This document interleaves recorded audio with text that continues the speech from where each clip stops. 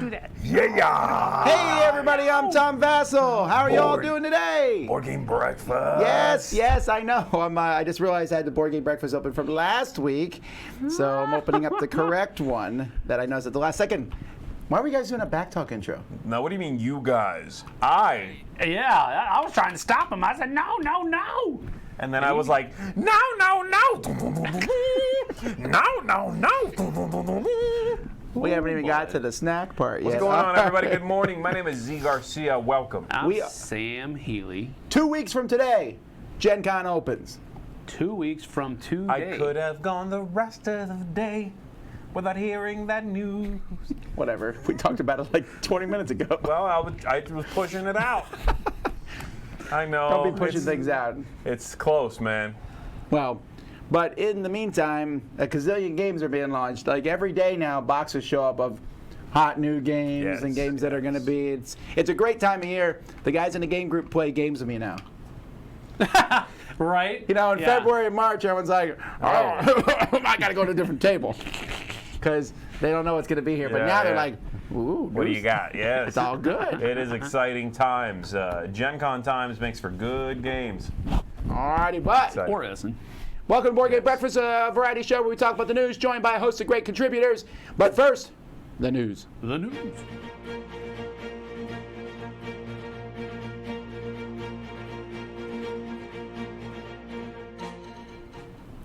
Okay, so yesterday we talked about Fantasy Flight, so our first news is from them, because I think we have something from them every week.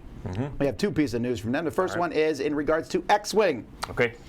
They've announced support. Oh, my word. That would not be good.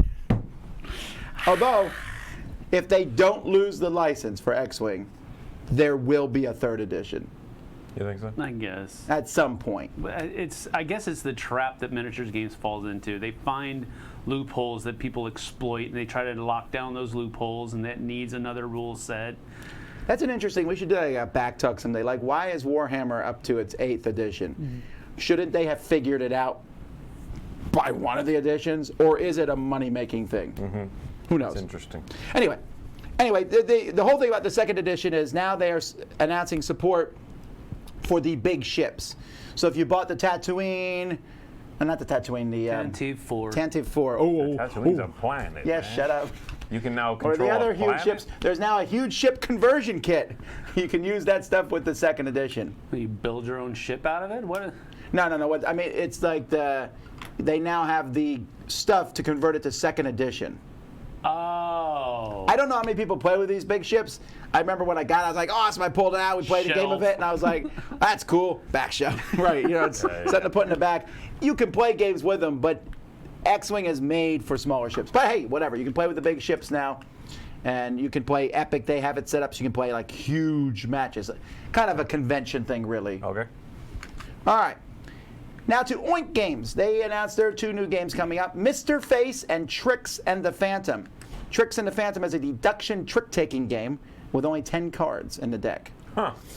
But Mr. Face is a really intriguing one to me. So the way Mr. Face looks, so it shows you there that there's like a face made up of cards. See that? Okay, right. And so there's a phrase like the clouds look nice, or what does that smell? That's a phrase, right? So you got to create a face then with these cards that matches that phrase. Then everybody else plays a phrase in the middle. We flip them over, and you have to guess which phrase was the phrase I played along with my face. Very Dixit-ish. Oh, wow. Okay. I don't know. It also says you can take selfies to show the facial expression, put it in the middle of the table, then play a phrase, or one plays a phrase to match that one. That sounds a little more fun. Like, what's that smell? You're like, you know, I don't know, right? And then, but you know, like, I'm very hungry. Whatever the phrase may be, although the clouds look so nice, I guess that would be. Maybe. Here's the thing. I could see it. Okay. I like the idea. I worry that it's an Oink game because it's going to be this small. Correct. How many phrases can they fit in a box? Unless you write the phrase out. Yeah. Yeah, it looks like they have cards with text on them. So I assume they give you a deck of cards that already say something. It's cute. It's very Oink.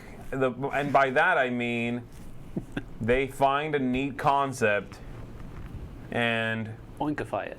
shove it into a little box where you look at it and you go, clever. I would love for this to be a full-sized game where they can breathe a little bit. Sure, but guaranteed, some people are going to talk about these as the greatest games ever made.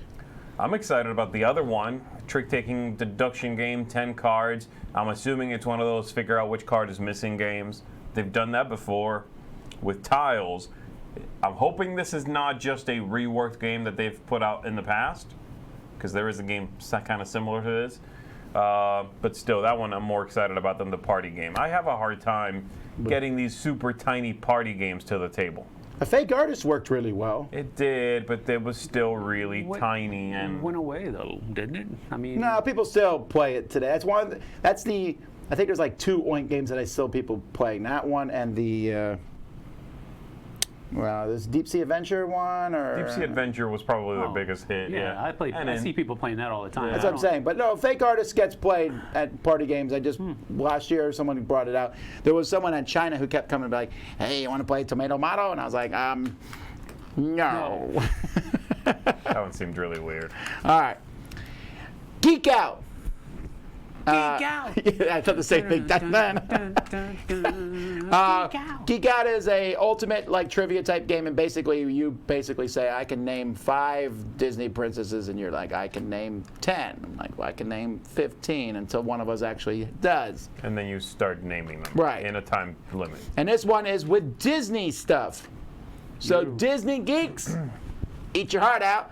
And if you bring this game to me and be like, let's do it, I'll know 2 things. 1, if we did play, you would destroy me. Yes. 2, we're not going to play. And 3, you're a Disney freak. That's okay. There's a lot of those people. I didn't say I know bad things about you. I just say I don't know things about you. All right. The King Domino USA Championship of 2019 is happening at Gen Con. This is the thing. Hey, if you win, you get a trip. You can win a trip to the World Championship in France in August 2020. All right, cool. That's always something I like to point out, right? I don't care what the thing is. If you can win a trip somewhere, that's pretty awesome. Yeah, that is awesome. So this is it's a free event. It's only limited to 144 participants. This is not the news I expected. I'll tell you that. King Domino USA Championship. Hey. All right. All right, back to Fantasy Flight with News Z mentioned yesterday, and that is another expansion for standalone for Arkham Horror. Now, when you said this yesterday, I thought you meant there was an expansion for Arkham Horror. No, they announced that some time ago, finally. But no, this is just a standalone scenario pack, is what they call them, as you see there, for the card game. Yeah. This is one shot. Yet again, another one-shot adventure that looks interesting. I like the idea of being in a scary hotel. Yeah. That movie with John Cusack, that Room 1420 or whatever, I really like. That's one of the few horror movies I like. Although it's scary as all get out. This one's Room 225. It says you get a note saying, come to Room 225. It promises answers to questions regarding what is going on at the hotel. You cannot help but go. And then you find yourself with a dead body on your hands. Here's the thing, if someone invites me to a random hotel and I don't know what's going on, I'd be like, I'm okay. But you're not an investigator in Arkham, Massachusetts. You're absolutely correct, I'm not an investigator. If I was, I'd show up. If you look at the bottom, so look at those cards. I'd be like, I'm going to do this other case over here. Lost kitten. I'll do that. Well, look at the cards. Like there's bloodstained dagger, treachery. Okay, it looks like a typical murder mystery. Then I get to hotel security. If I walk in and that's what hotel security looks like, I'm good. I'm done. That's it. No, thank you. Monstrous. It looks really neat. I do like this theme as well. I'm excited for it. Labyrinth, the card game from River Horse. This is a trick-taking game, actually, but a family-weight trick-taking game. Okay. So if you want a double-sided David Bowie king card, there you go. Then this is the game you've been waiting for. You know people are going to buy this based on the theme. How big is Labyrinth still? It's like one of those cult classics that people talk about. Aren't they remaking it? No, they're doing the Dark Crystal is getting a TV series. That's right, okay. But same thing. All right. Artwork is very bad. The Diana Jones Award nominees have been announced. So real quick, if you don't know what Diana Jones are, apparently this award here Like they got burned up. There was this book that got burned up. It was about the Indiana Jones, whatever. Got burned in a fire. So then it just said Diana Jones. So they turned it into a award that they give to the best something that best exemplifies excellence in the field of gaming over the course of a year. Okay. So Someone? no, Something. anything. It could be a person. It could be a show. It could be a website. It could be a game. It could be an RPG. It could be anything. That's cool. Like tabletop. Will Wheaton's tabletop show won one year. I want to say Board Game Geek won one year, but then a game could win. Like last year, I think Glum Maven. Anyway, here's the nominees: Dungeons and Dragons Art and Arcana, Holding On, The Troubled Life of Billy Kerr, The Mind, and Star-Crossed, which is a role-playing game. Got it. I have never gone to these awards. I know they're Wednesday night before Gen Con. It's almost, it feels like a too cool for school type thing. Okay. Like I know that the people who are on the committee are secret. No one knows who they are exactly because they don't want them to be. Well, we can't tell you we're on it. I mean, you won't know who's on it. I feel confident. Yes. Looking at the slate of awards, I could eliminate Sam. Yes, have some. I might be on it. The mind. I don't know. These are the kind of awards that I can't criticize or cheer Right. because I don't know what they're doing. It's like excellence in gaming. Holding On to Trouble Life Billy Kerr. It's an okay game, but it's more of a neat idea than a game. I like this. I like that it's sort of throw everything that is gaming related into a bucket and shake it and see what falls out. But I don't know how you would vote. Like one year, Gen Con was nominated. And then, right. let's say it went up, I forget what the nominees were against Gen Con, but let's say a board game versus Gen Con. How would I even vote in that case? You pick one of the two. Thanks. How voting works. I'm just saying. Thanks, sir. I like it. I like it. And I did not know about the Indiana Jones thing, actually. I thought this was someone named Diana. I was thinking that. I just didn't want to say it because I was worried that it was actually some lady's name that. No, it's because it got burned off. Okay. That's really crazy. So now it's All just part of the dog. So anyhow. Alrighty. Munchkin DuckTales. Woohoo! Okay. I don't know what else to say. There's a new Munchkin announced all the time, and this one's DuckTales. I think that's the new series, not the original Disney Afternoon. And it's a co-op between Steve Jackson and USA Appley, although... The OP. No, it says USA Appley on the box. The Opiopoly. You know, okay, so when we get to Gen Con, I'm going to ask him, is it the OP or the OP? I need to know. I agree. All right. And Are you getting this game? Are you jumping on There's DuckTales? any relation to Ocean Pacific? Do they also make shorts? Because their logo is very similar It to really Ocean is. Pacific too. Underwater Cities has a new version coming from Rio Grande Games. I mentioned this. It includes two things. The promo, the Biodome promo, tiny promo that Board Game Geek was selling is now in the box. Okay. But more importantly, an extra sheet of counters, because one of the biggest problems with the game, not enough counters. Oh, okay. It's one of those games where you have to make change almost every time you do anything. Yeah. So they said they would fix it, and they have. Very cool. Glum Maven is coming to... Is that moving? That is moving. Oh, it's awesome. All right, anyway, Glum Maven has come digital. It's now the first access is available on Steam. Looks pretty cool. Whoa. Here's the thing. I'm going to give this a whirl, but I was telling Roy, if I like this, then Glum Maven's gone. It's out. Can I touch it before you get well, rid now of that it? this is access, you can play it. I don't hear no more whining.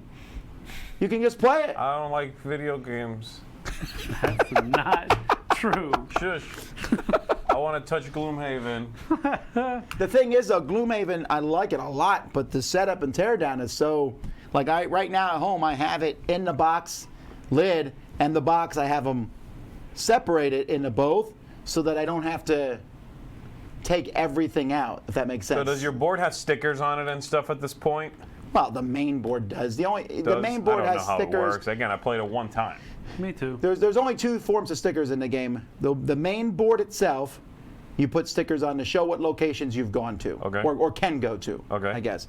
And then as the game progresses, you can put stickers on cards to make the cards better, Okay. which is cool. But This looks really good, actually. yeah, it really looks good. But they said beta or out? It's what's it called? Early access. Early access, which is That's like kind of a beta. it's new. It's a new thing between beta and the actual release. Sure, I guess. No, that's really what it is, right? It's an alpha beta. I don't know what it is. An alpha is really janky. When they put out an alpha, you're like, yeah, unless you know coding and stuff like that, you probably want to avoid it. It's a beta epsilon. Seventh continent. You can now buy it. I just mentioned this because a lot of people wanted to get it, couldn't get it through the Kickstarters. You can now go to their website and just buy Seventh Continent. Oh, nice. So that's cool. Or you can all the the extra extra stuff. stuff. I'm assuming though they don't have a ton of extra stock of it, but this is a nice. I think it's a cool thing. If you didn't do the Kickstarters or you don't like doing Kickstarters, hey, you can get it now. Right. The reviews are out there. How do you say that? Serious pulp or pulp? I think it's just pulp. Okay. I will ask them next time I see them. Serious pulp. Or I'm gonna just go around them each publisher. I'll be like, okay, blah blah. Also, how do you say your name? Pour, pour. So pulp. Yes. Alrighty, that's the news. Let's jump to Kickstarter and Wargame news. Here we go. Hello, fellow gamers. It's just a few weeks before Gen Con. Everybody's getting tense. Kickstarters are flying out the door. And we have some amazing ones coming up. I'm not going to lie. Like, the next 2 weeks are going to be so rough. There's not much you can do besides just, like, I guess try to put half of your funds towards Kickstarter, half of them towards Gen Con. Maybe you're not going to Gen Con, and then you just back Kickstarters. I don't know. I'm going to have problems. So many problems. Featured this week, we have The Blessed Dark. This is for 2 to 4 cultists looking to push their luck with a little ritual in a mint tin, as players will be managing spell cards to summon monsters while trying to call out the Great One and ultimately see who is the most adept cultist for 15 to 30 minutes. Backers even have the choice of getting their game blessed by the creator's sacred cat. Before delivery, donations for this tin start at $20. Speaking of things that go bump in the night, Etherfields by Awakened Realms takes 1 to 4 dreamers into this modular dream world, as your memory has been stripped away and you must cooperatively piece together who you are using your intuition and deduction. Players will work to build not only their memory decks, but to craft encounters and map decks as they search this dream-crawling campaign. With over 50 hours of gameplay, you'll certainly have many sleepless nights, and $93 will get you started. Now, if you're not too interested in interpreting your dreams, then maybe a lighter game like Copenhagen, the Roll and Write by Queen Games is for you, as 2 to 4 players experience deja vu in this... Wait a second, didn't we just see this campaign? Oh, right, this is a different polyomino pattern building game that still takes 30 minutes to play. But hey, if you like dice, then this is still a $20 game that's way better than Bunko.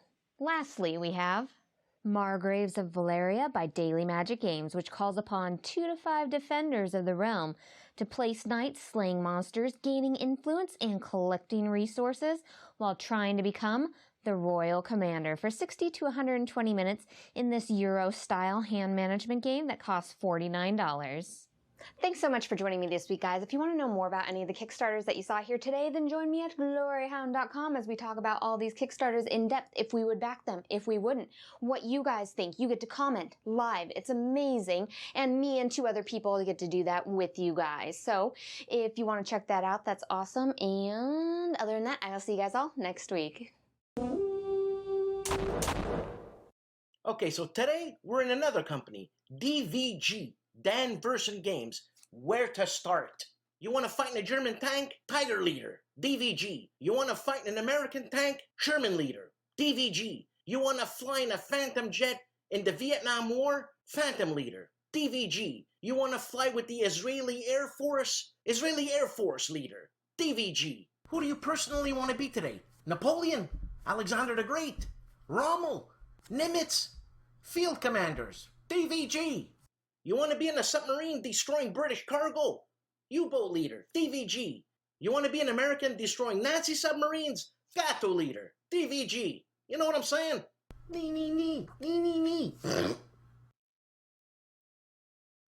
Now there's another game you had fun with, it's called Hornet Leader. So basically you take off from an aircraft carrier and you gotta land in an aircraft carrier. Well, there's odds that you ain't gonna make it. But what happens in Hornet Leader is that they go into another dimension and they go into Cthulhu Land.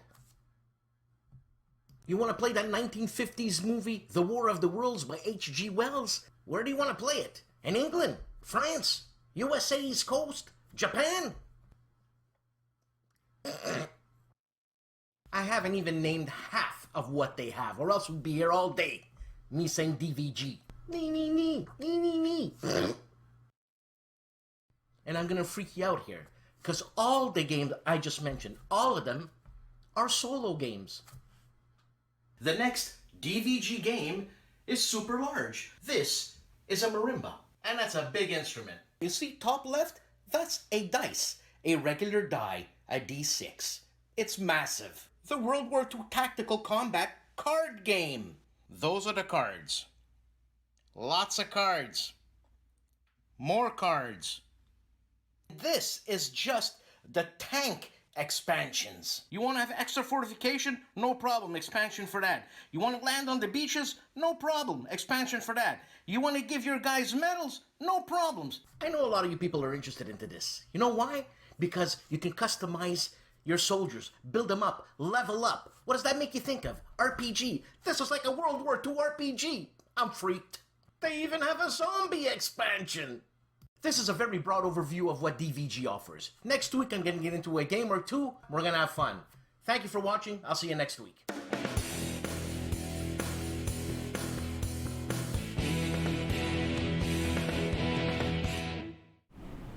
Hey everybody, welcome back to another segment of Player Stereotypes. As you can see behind us, the Stoic.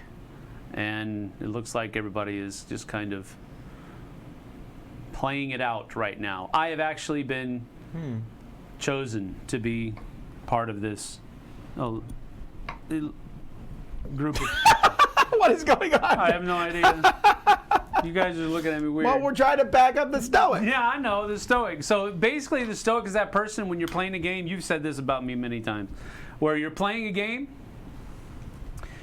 and at the end of the game, you have no idea if they liked it. Oh, yes, absolutely. Or if they hated it. You have no clue because they've just simply played the game. It's not like they were getting excited. Now, it's not that I don't get excited about games. I just don't show. There are no. There are some games that I don't show it at because I'm trying to figure the game out. Matter of fact, people have called me grumpy before, on live plays.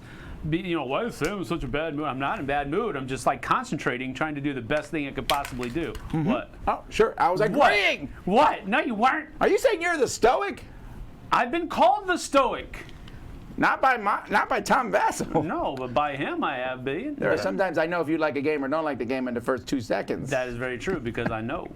But sometimes Sam is hard to read as to how he feels about something, and then at the end I'm like, oh, anyway, guess you didn't really like it. And he's like, no, I loved it. I'm like, that always throws me off when someone's really quiet and they're like, that game was amazing. I'm like, what? I know, it's crazy. You enjoyed it? Did not know. Yeah. I'd rather play with someone, as long as they have a good sense of humor about not liking something, that I can tell if they're enjoying something or not enjoying it. Because I get to doubly enjoy it that way. It's like going to see a movie with someone that you've already seen, and you've already seen that movie. And if they're getting into it, you're getting into it again. So you're like, oh, here's a big moment coming. Look over here. Ooh, yes, it is exciting. It's that thing. If they're not giving you anything back, you're just sitting there going, are they enjoying this? Are they not enjoying this? I guess I'll just watch it myself again. That. It's very true. So I'd rather get, even if it's like, man, I don't know about this. What? And as long as they're keeping it light, not bogging down the experience. I don't even care if they're not liking it. As long as they're, being silly and ragging on the game, I'm okay with that. Yeah, this is not a negative type of player stereotype at all. Not really. I'd rather play with this than the guy who hates on the game the whole time. Yes, yeah, you absolutely would, because even at the end... I think. Really? A guy who's quiet at the end, he's like, I hated that game? I'm like, okay, fair enough. Thank you for being gracious. As opposed to the guy who, in turn 2, starts ragging on the game and starts doing all this other stuff because he's not enjoying the game, so he's going to do everything else he can. I do not. There's a fine line. There's a fine line between the guy who's like, I hate this, and I'm going to sulk. Right? That's childish behavior, and that can wear down your energy. Somebody who's like turned to like, this game sucks. I'm okay with that. I'd rather get something back than just like, and you're like, are you into it? Are you not into it? I can't tell your level of engagement. You know? Yeah, I'd rather play with But somebody. I try to do this if I don't like the game. I fail. Just to most be of the time. polite? Sure, I feel like, especially if the person's super excited, they're like, look at this, and you're like, it's their game. But if if you do that with a game with me, I didn't make that game. I don't care what you think of it. You know, I don't care about you and what you think. yeah. Wait, did you just say you don't care about people? Yes. Anyway. I'm kidding. Calm down. That's the Stoic. Not a negative type of Not player really, stereotype no, at all. But just if you're playing a game, realize that the person that's teaching you the game might want some either positive or negative Well, someone here feedback. says, how about sleeping stoic face? But you look like that when you sleep. Or you're not even sure if they're like there. Wait, are they asleep while they're playing a game? Well, the person who's just kind of like, and you're like, do you get the game? Do you understand it? That's what I'm saying, man. The problem with stoic players is then I start working harder. You know what I mean? I start being like, hoo hoo hoo, and I'll go over rules again, even though because I think they might not be getting it. I start doing extra work, and at the end of the game, I realize, oh shoot, I didn't need to do any of that. They completely understood, wiped the floor with me. They were just being stoic. As opposed to just like quietly reserved and Have you ever watched a trying to game figure of four something out. stoics playing the same game? That's entertaining for about 10 seconds. No, I've never watched that. No. Although I do see a lot of people playing Euro games that look like it. I'm sure they're enjoying themselves. It's more abstract game players. Yeah. Codenames. Oh gosh. Yeah, it looks like it. It's not, because there's a lot of stuff going on up here, but they're literally just going. But that is the way some people are, though, when they play a game. They're thinking about the game. I'm sitting there going, woohoo! And I'm thinking about the game and also kind of having a good time with people around a table. The game is not just happening right here. It's got to be happening up here, too. Otherwise, I can do this on a computer screen and ruin my games eyesight. can be a exception to that. You and I played that game the other day. We Oh, didn't I talk know. at You all. were like slapping me. I was pouring water on you. That was fun. It was not stoic. It was stoic. Oh, it was stoic? Okay, no, there was no water. It was stoic, but it was fun. I'm not sure what point you're making. Yes, boss, I agree with anything you want to say. I'm saying we played a two-player game, and it was very. I remember thinking as we played the game, it's pretty quiet because we were sitting there thinking about our moves. Yeah, sure. And then I would make a move and she'd be like, can't do that. And I'd be like, oh, yeah, you're right. But it's just you and me at that point. What are we trying to, how exciting are we going to be outwardly excited? I'm trying to entertain you. Also, is that a moose? What is it? Is that a moose? You know what that is? It's an otter, dude. A what? Otter. Cut to some Or- contributors. The top. Hey guys, Don from Doki Doki Dice here, showing you games from Japan and all across the world. Today we're looking at this one right here called Tagidon, or Tangled Logic, by Ryohei Kurahashi, released in Japan in 2017. This is a fantastic little brain burner. It takes just a few minutes to play, and it goes a little something like this. You've got numbers 0 through 9 in blue and red tiles, except the 5s are green. In a 4-player game, each player secretly takes 4 tiles and lines them up sequentially behind their shield. If you've pulled the same number, the red tile goes on the left. From the deck of question cards, lay out 6 for everyone to choose from. The goal? To figure out what these tiles in the middle are. So on your turn, you choose one of the question cards that might read, what is the sum of your 3 left tiles? How many red tiles do you have? Where is 5? Or, what is the difference between the largest and smallest numbers? You'll notice on this card that it says, shared info. Any card that says this means that all players must answer the question, including yourself. Obviously, in a game like this, you're trying to figure out what everyone else has, and once you've deduced that, you can figure out what's in the middle. You only get one guess though, and if you're wrong, you lose. The two-player game is slightly different in that you're trying to figure out what the other person has, and not the tiles in the center of the table. This game works great at all player counts. However, the 4-player game does take closer to 30 minutes, while a 2-player game can last just 10. It's a great filler game that has my brain revved up the whole time I'm playing. I do love other deduction games, but because this one is so easy to teach and quick to play, this is the one I've played the most by a long shot.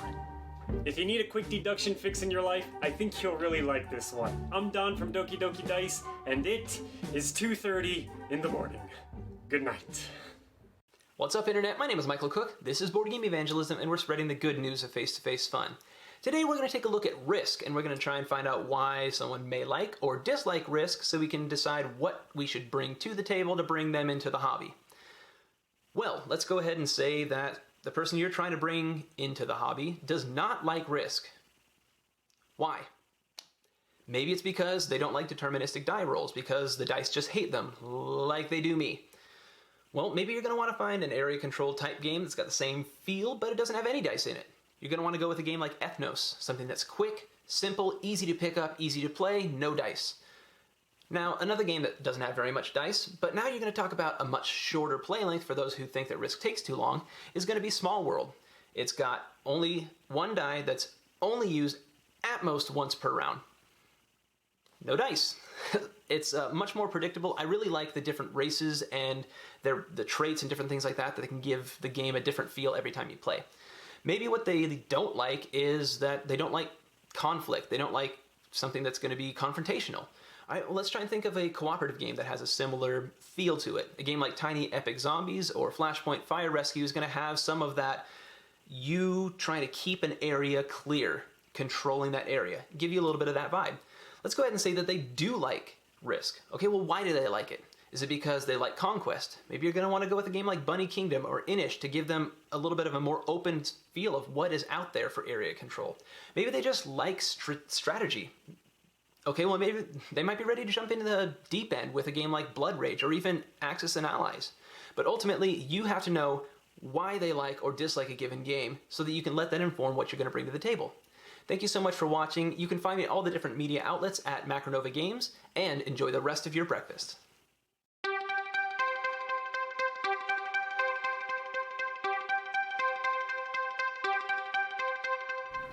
Ba-dum-ba, ba-dum-ba. Wait. Hey, That everybody. sounded like a McDonald's commercial there for a little No, bit. that was ba-dum-bum, ba-dum-bum. That's Presley, right?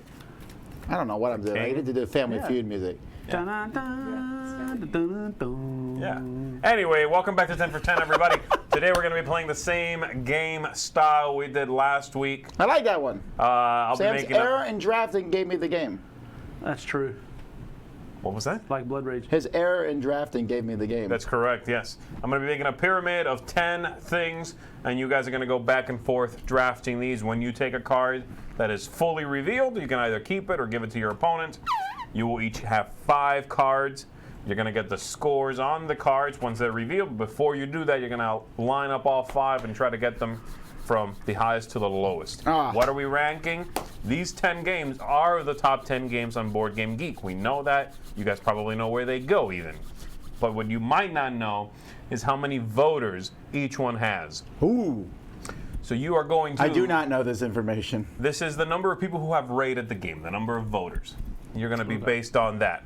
From the most voters, that would get you 10 victory points, to the one that has the least number of voters, that'll get you a single So the point. ones that are more... Again, this is not necessarily the ones that have sold the most, though it's likely, but it's the ones that have been rated by more people. Not necessarily played by more people. Because Some yahoos go in and rate a game before they've actually Yahoos? played. Yeah. Thank you, that's the magic word of the day. This segment brought to you by Yahoo! Here we go. Still remember that scene from Inspector Gadget, but... Who wants to pick first before I put out the pyramid? Oh, I won, so Sam has to pick first. You got it. I see an endless loop happening. Well, not really, okay. If he had asked us to put them in order from On ranking, I felt pretty good here.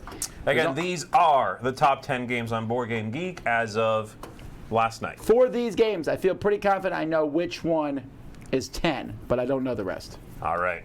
Sam, pick one and either keep it or give it to Tom. Again, you want the ones that have the most voters. Great Western Trail's in the top 10 now, huh? It is. Huh.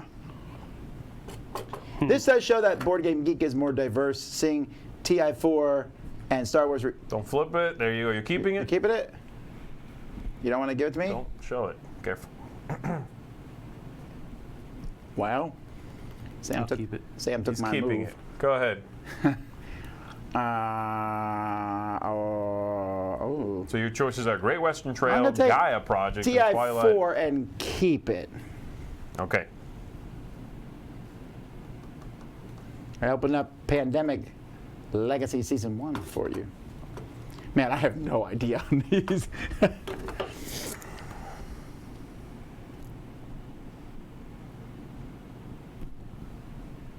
And you're keeping it? All right. That's good, because I was going to take that one and give it to Sam. He's opened up Star Wars Rebellion. Yeah, he's going to have Star Wars Rebellion, too. So you're thinking not a lot of people have rated that. No, I don't know.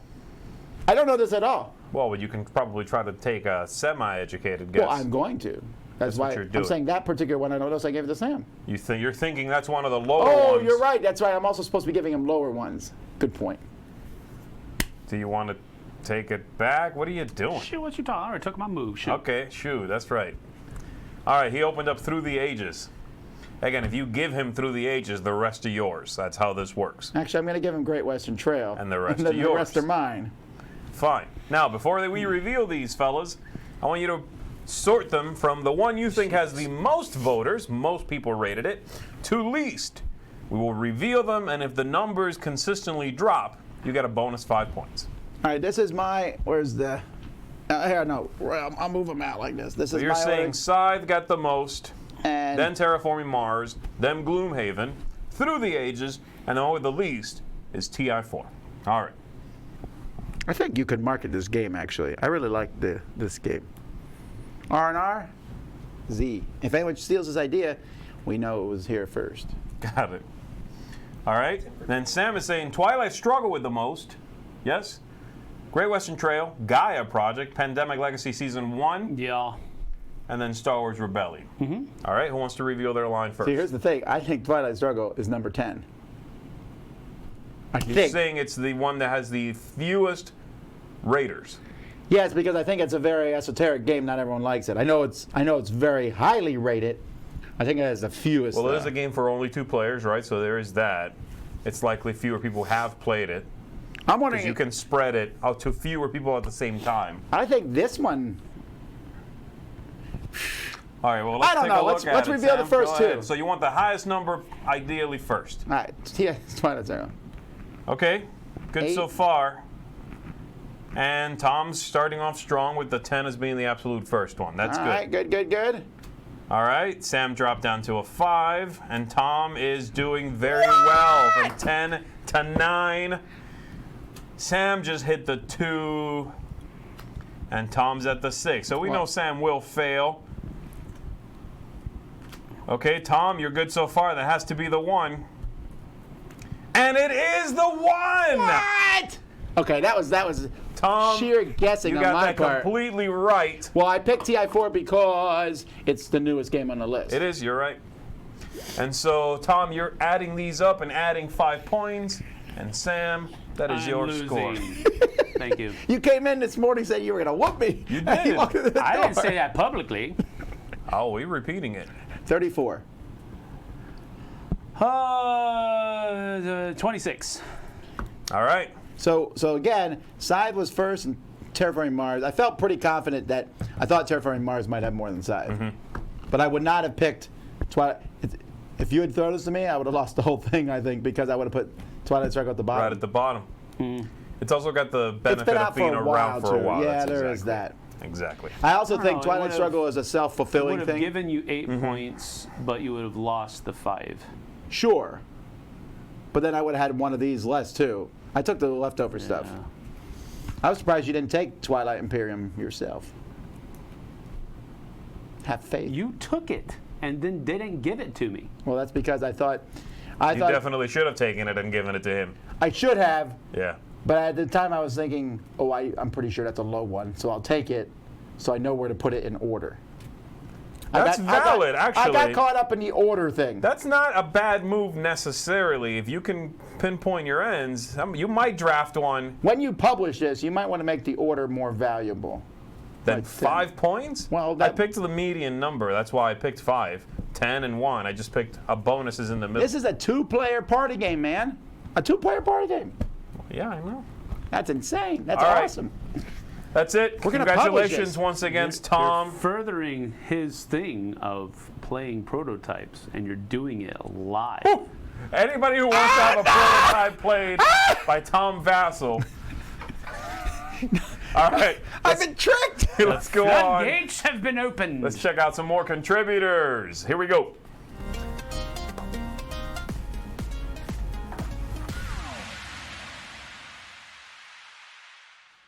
This is Roy Canning, and this is 5, where I take a look at my top 5 things in a game. Today we're going to be kicking it old school with a really awesome game, and that is Summoner Wars. So Summoner Wars, we're going to be talking about my top 5 favorite factions. So my number 5 is the Benders. These are like the control faction of like messing up your opponent, messing over their magic, and like trying to figure out how to lock down their units. I definitely have a ton of fun with them. And then my number 4 is the Filth. So these are the mutants who can change out all sorts of different things. You have these common units that can get like upgrades of like claws or fangs or like all sorts of different cool stuff, and they're just nasty. My number 3 is the Fallen Kingdom. These are the undead. I really love playing undead in a lot of factions. I'm not quite sure why, but I like the whole like resurrection thing and bring units back, and it's really fun in the Fallen Kingdom. My number 2 favorite faction of all times is probably my most played on the app, and that is the Guild Dwarves. So the Guild Dwarves are fun because they like work with walls, and they just have really cool heroes that I enjoy a lot, and they're a lot of fun to play with. And my number 1 of all time is the Shadow Elves. These guys are basically assassins, and I think it's kind of fun when you get to like rush the game and try to take out their summoner, and they have a lot of quick units that are kind of able to do that a little bit better than some of the other factions, so that's why they're my number 1. Well, thanks so much for joining me on 5. You were all amazing, and I'll see you on the next one. Hi, Mike Delisio from Solo Mode Games. I'm just back from my second ever Dice Tower convention, and I had an amazing time, just like last year. Really a fantastic experience. And so I wanted to talk about a couple of things that I did while I was there. First of all, talking about the games that I played. My favorite game that I played at the convention was Dwellings of Eldervale. This is a upcoming game from Breaking Games. It's actually currently on Kickstarter. They had a pre-production copy there. I played it. I had an amazing experience. I had already been backing it, but I can tell you that this experience made me glad that I was, and it certainly didn't make me pull my pledge from that one. My biggest surprise was clearly Unmatched from Restoration Games. Now, I've got to be honest with you, this was a game I had pretty much zero interest in because I'm not really big on skirmish games, but this game just knocked me out. I played it a couple of times and really enjoyed the experience, and I'm pretty much all in on this. It's going to be releasing at Gen Con, and I'm very excited about that. The game that I'm most anticipating is I'm going to stay with Restoration Games. I played a prototype of The Return to the Dark Tower, and clearly there were still things being worked out, so I can't give a full impression on it, but it made me very excited about where this is headed, and I'm certainly going to be paying attention to that campaign. I also wanted to just take time to thank everybody that came up to talk to me and show me appreciation for what I do, which is so incredibly gratifying. My favorite part of the convention, quite honestly, was teaching people hot games. I taught Smartphone Incorporated a number of times. I taught Master of Respect a number of times, some other games, and it was really a joy to meet some new people and teach some games to them. So I really will always remember that experience. And so if we got a chance to play a game or just to interact, just know that it really meant a lot to me. And if we didn't, hopefully at the next convention. Thank you so much for your time, and have a great day.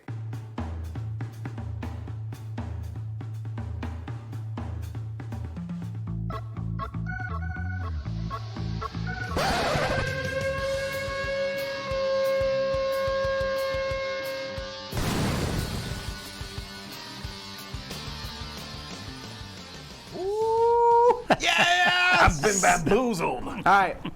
I haven't opened the box at all. I don't know what country this one's from. Let's pick a country. Cuba. That would be hilarious. Just random sticks. I'll say, Several vegetables. I'm going to say Israel. Oh, wait, did we do Israel yet? I No, we don't didn't do know. I'm Israel. going to say Greece. I think you already said Cuba. Yeah, you did. As a joke. Oh. I'm saying Greece. All right, Greece. I'm gonna go with it's. We don't know where. It could be. Well, I would eliminate the countries we've already done, which I've already forgotten. I'm gonna say Russia. Russia? All right. And it is the Philippines. That was close. Oh, no. I'm a little nervous about this one. Why? There better not be an If there's an egg in here. There better not be an egg. No, in I'm not there. eating it. And egg. you can eat it, and we will watch you eat it. An egg. Why would there be a whole egg in there? Well, there's Baloo. stickers. They eat All eggs right, and snacks? here we go. Google it later. Nah, I'm good. I'm scared. Hey, Chippy.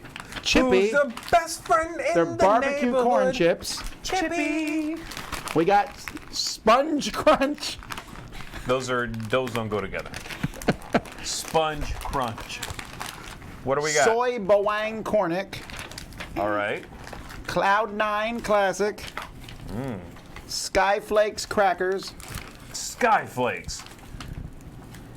Wafers. Wafu. Or Wafu. Pipe Bites. That's very Eurogamey, actually. That looks like churros. Quake, Churros. which we were talking about before the video started. Quake. Choco Burst. There's a lot of chocolate. This is not quite Ubi my. Cake. What did you say? Ubi cake. Oh, Ubi. It's Ubi. Classic Lala Chocolate. This looks It's like not your. regular. This Lala looks like your chocolate. grandmammy's chocolate. Look at that. It's very old looking. Dried mangoes. Your grandmammies. Prima Toast. Prima Donna Toast. Some more Skyflakes crackers. I think we already had those. Yes, No. but Yeah. the other ones are chocolate, and these are vanilla, I guess. And then some coffee candy here. There's a lot of stuff. Yeah, I got a lot in this one. That's not bad. What are we doing first, fellas? Also, I'm probably going to turn off my microphone. I don't want to hear it about you crunching too much. I'll be speaking through yours. So I don't care. All right, well, the first one is, let's try the Sponge Crunch. That is a crunchy corn snack that is soaked in rich chocolate. That So they're chocolate corn chips? I just know that chocolate's got that money. Do you want scissors? Well, I can open it this way. I was trying to open it in a more advantageous way, but Is it one big wafer? no. No, it's a bunch of little bits. Ooh, Sponge Crunch. That looks like a cereal, doesn't They it? invented the wheel. It smells good. All right, let's try Going it. off. Uno, dos, tres.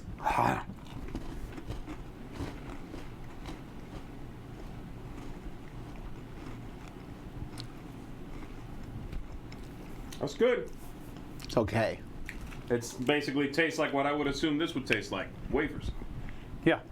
But it's not that sweet, though. It's not that sweet, you're right. But it doesn't have to be. I like it. It's subtle. That you can have a whole pack of that if you want to really ruin yourself. But It's not rich. Well, how many calories are in it? Well, Sam ripped that part off. good job, Sam. He knows how to open bags. No. It just says serving size 1 pack. It doesn't say anything else. No, there's a number there. Let me put the puzzle You're together. supposed to I'm eat telling a you, whole pack, it is all says I know. serving 1 size pack. is 1 pack. Oh, calories from fat, 80. There you go. For the whole pack, that's not bad. Nope.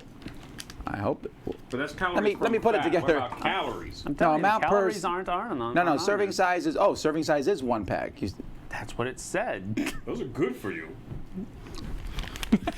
Those are good for you, basically. All right, let's try the barbecue ones. Boy Bawang.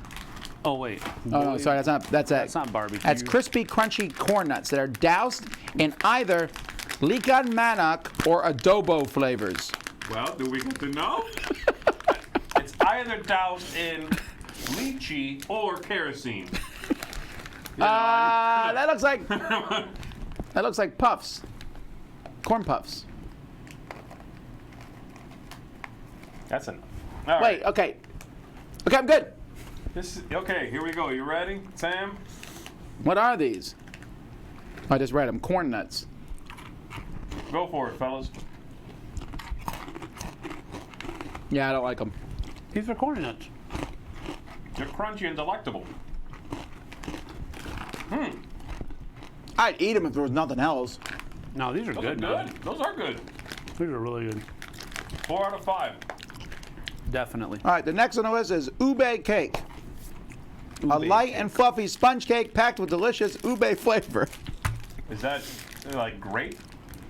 Well, let's just rip off a piece, I guess. With my mouth. And then you will be the only one Ew, eating it's it. squishy. And it's purple on the inside. And I'm guessing ube means grape.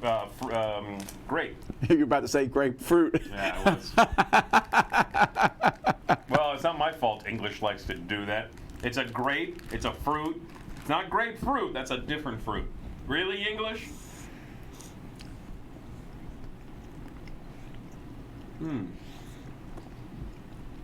It feels like I'm eating a dish sponge. Yeah, but you just cleaned some plates that had grape on them. It's pretty good.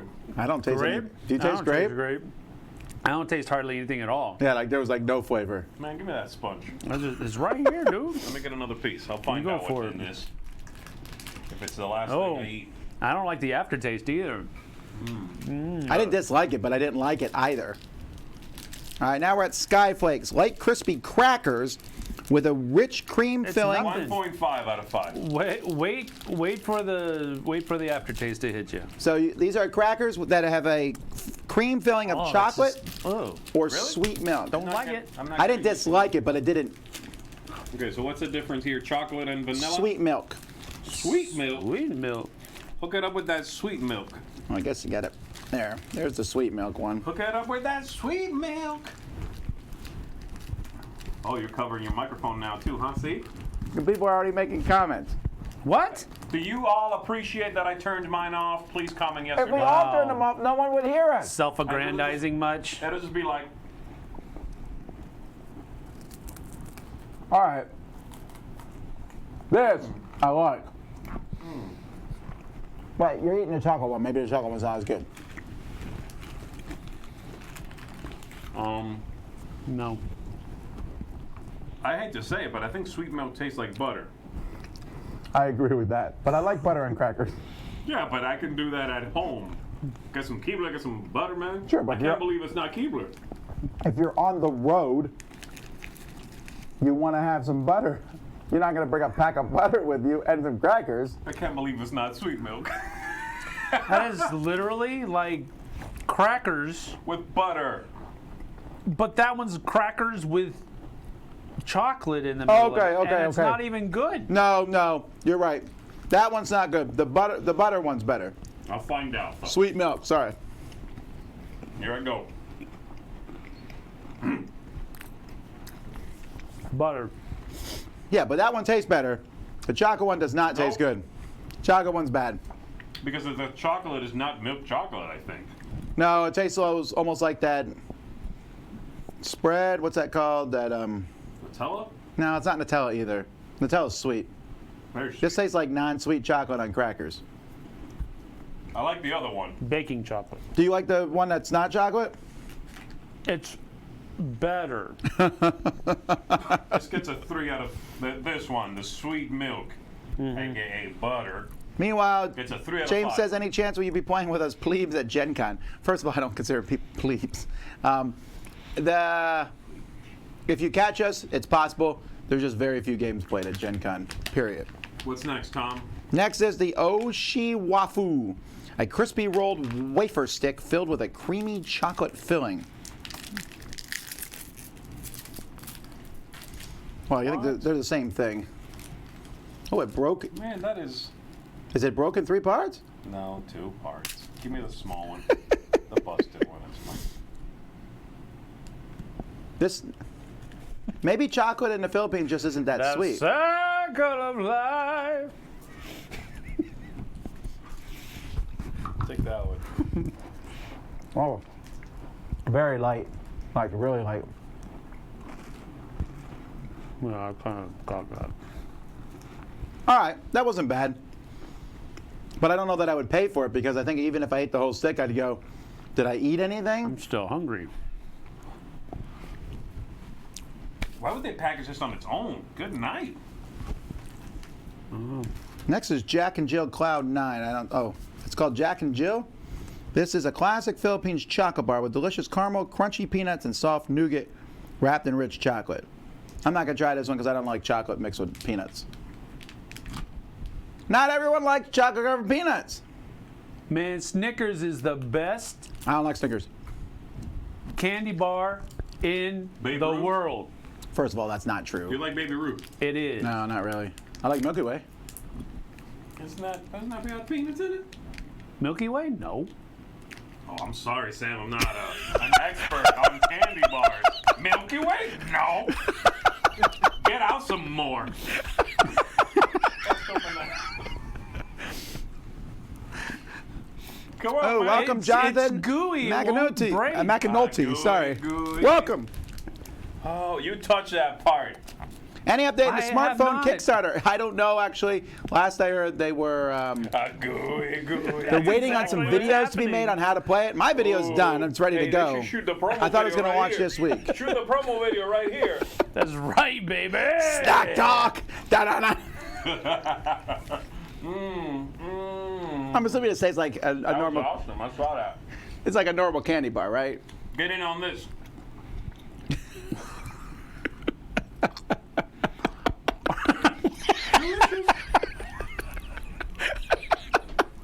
Alrighty. Thanks. Thanks. Fantastic. All right. Yeah, frozen. All right. This is Not. not good. This is not good. You guys are being stoics when you were eating. I didn't know. It's not good. All right. Next up is gooey. Oshi. It doesn't have Pipe a lot of bites. flavor either. These are sweet churros filled with white chocolate. Uh-oh. I can't taste that after eating this. We I might live not taste anything after eating it. we live in a churro. Like they're sold at every mall here. Everywhere you can get them. Churromania. Now this is I don't know. Trying to get the chocolate off the table so it doesn't. These don't sting. look too good, but oh, they smell good though. What? How could churro bites not smell good? Not be good? Those are good.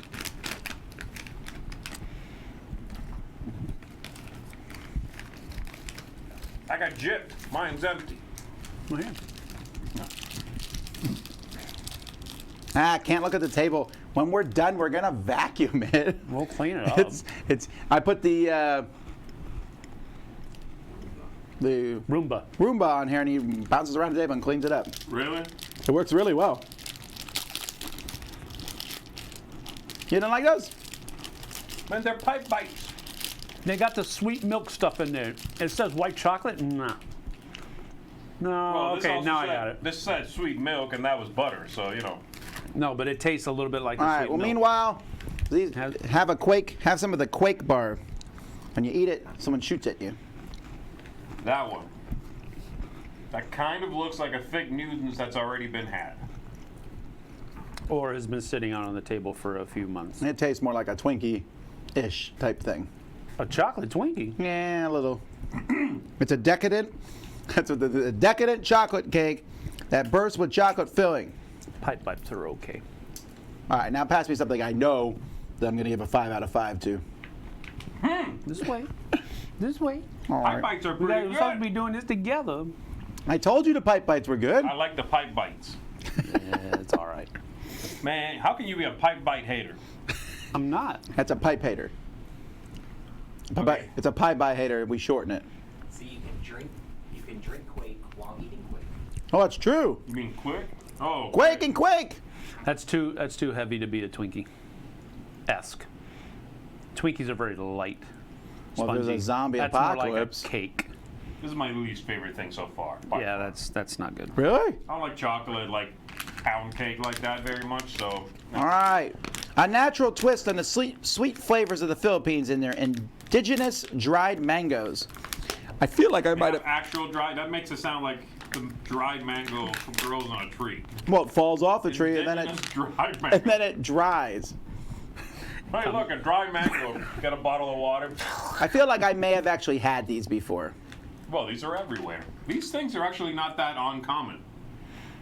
I But never had their these. Rush, tastes, I mean- their tastes are. You mean dried different, though. mangoes? Oh, man. No, I mean, just in general, all these things I've had, You know, you guys haven't tried they're these not yet. that weird, like, for the most part. Well, those crackers with chocolate on was weird. This is actually pretty good. And I usually don't like mangoes. It's good, but I don't know why they added the sugar on the outside. I would have eaten it. Turn it into candy. I would have eaten it just as a dried mango. Yeah, but now kids will eat it too. And you get them hooked on that sugar train. Dried. Before they know it, they're buying these. Like, I really Yeah, like dried Twinkies. fruit a lot, but I would prefer it without the sugar on it. No, you're wrong. Ingredients: mango, sugar, and sodium metabosulfite as preservative. And sugar. Again. All our Philippine brand dried fruits are 100% indigenous to our 7,107 islands. All right, we got to move on to the next segment. What do we got left? Well, Sam's been waiting. Jack and Jill Chippy. Chippy. That's the last thing we'll try. This is my second favorite thing, the dried mango. What was your favorite? What did I say it was? The pipe bits? Yeah, maybe. Dude, these are corn chips. They're barbecue corn chips. Those are Fritos, man. It don't smell like they have very much barbecue flavor on them. I mean, look at them. Well, you didn't like. Them Well, look you like- love corn chips, though. Mango. Sam has No, the made flavor's on there, yeah. Sam has made tacos with corn chips. Uh-huh. They're good, too. Like a tiny little corn chip, you make it into a taco. No, taco salad. Oh, wow. Yeah, okay. I don't taste any difference between these and Frito-Lay Nope. corn chips. These are chippies. Alrighty. So I have to say here, from It's a the Frito. Yep. from the boxes we got so far, this has been my least favorite from the Philippines. It's okay. A lot of the stuff was kind of samey. Yeah. Chocolate, A lot of stuff is- chocolate and a wafer somehow, but it wasn't very sweet chocolate. Not bad. Alrighty, well, that's our snack talk. Let's move back to games. Happy breakfast, everyone. Now, this week I'm going to talk to you about new versions, in particular the Quest for El Dorado. Now, it's just had announced that there's a new version with new artwork, bigger cards, and I'm kind of alright with having the old version. Now, the old version, the artwork to me, I thought was actually quite nice. I think the new artwork that they've previewed looks just as good. I don't think it necessarily looks better, but we've not seen the whole picture yet. The big cards, they're nice for holding or shuffling, but there's not sort of an abundance of cards in your hand at any point. You've probably got maybe 10 of the smaller cards, and that's kind of right to shuffle. It's when there's a huge deck that you're having to shuffle, the smaller ones become problematic. So it will be nice for new players, but I don't think it's going to be necessary for sort of current players to go and rush to get this new version. It's very similar to Camel Up, Camel Cup, whatever you want to call it, although the new version is definitely up. I've got the old version. I don't need the new version. It would be nice, but realistically, it's the same, pretty much the same game. A few tweaks, a few additions, but it's relatively the same, and I think that's the same for the Quest for El Dorado. Now, if it had changed loads of rules or the way the market worked, maybe I'd be more interested. It'd be interesting to know if you guys have ever had this for, a favourite game or just a game on your shelf where a new version's come out and you're probably going to leave it unless something groundbreaking comes out for it. Anyway, let me know in the comment section below, and I'm Oliver East, signing out. All right. Welcome Stop sticking back. your tongue out at people. It's rude. Welcome back to And by the way, if that's Board your Game tongue, Breakfast. you need to go see a doctor. We're done. That's all your board games that you have right now, but we're coming back later today to talk about our top 10 games based on intellectual properties, books and movies and TV shows and oh my. I ran out of Whatever. something. IP. Intellectual property. We will be back then. Is that at 1 or 2? 1. 1 is what I meant. All right. Until then, I'm Tom Vassell. I'm Z Garcia. Thanks, everybody. Sam Healy. See you on the flip side, folks. Woo! Take care. Thanks for watching Board Game Breakfast. Tune in each week for your daily dose of gaming goodness with Tom Vassell and all the gang. Until next time, I'm Eric Summerer, and you've been watching Board Game Breakfast, a Dice Tower production, sponsored by Cool Stuff Inc., an amazing place to buy board games. Cool stuff in stock at coolstuffinc.com.